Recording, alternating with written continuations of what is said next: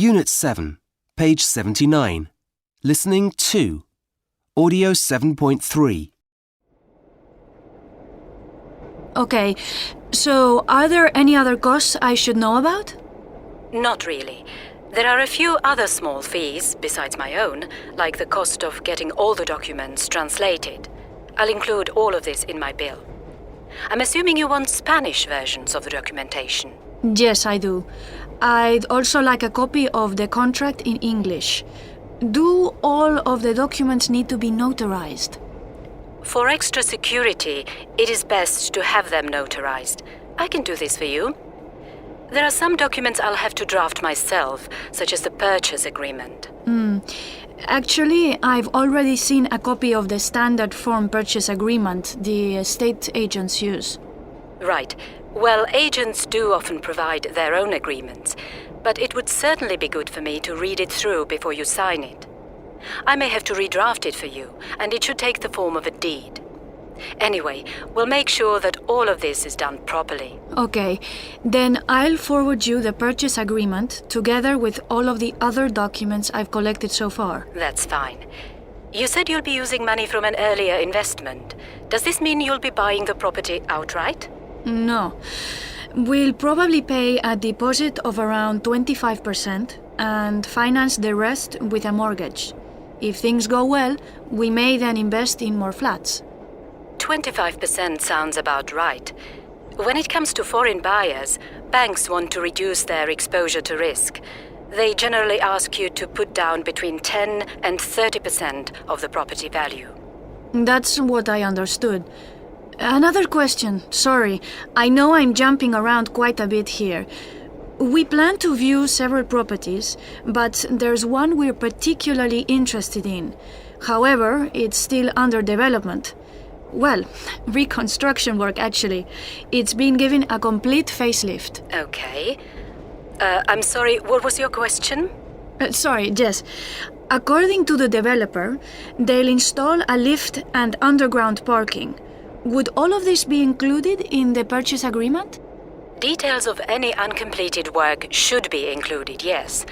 You could keep some of the purchase money in escrow so that the developer pays a penalty if the work isn't completed within, say, when is the property supposed to be ready? 10 months. Okay, then I'd suggest we stipulate that the work has to be completed within a year. Otherwise, the developer will pay a penalty. And what if the developer goes bankrupt? That's rare in the Czech Republic. Most developers use their own money to finance reconstruction. You could keep your money in an escrow account for safety, if you were concerned. What we do need to get done as soon as possible is the title search. The title search? Yes, it's essential to make sure that there are no problems hiding in the past that could prevent or delay sale. What kind of problems? Oh, the usual. We need to check that there's been no fraud or forgery along the way that could affect the chain of title. We sometimes uncover disputes between heirs, unpaid liens. Liens? A lien is simply a charge against property. If someone has used the property as security for a loan, we need to know that the lien has been satisfied. If not, the lien holder would have a legal claim against the property. Right. Sure. Well, it all sounds very complicated. It's not as bad as it sounds, but we need to be thorough. There are a whole range of possible encumbrances that could prevent or delay the sale. One other thing we'll be looking for is any restrictive covenants that could limit your use of the property. What, like no animals? That kind of thing? That kind of thing, yes. Also easements. Easements, I know. That means the right to use another person's real estate for a specific purpose. Very good. So you're familiar with some aspects of property law? Not really. But my grandfather once bought a piece of land without realizing that the local farmers had the right to herd the sheep on it. Well, sheep shouldn't be a problem, but there could be other rights of way that might interfere with any plans you might have for future development.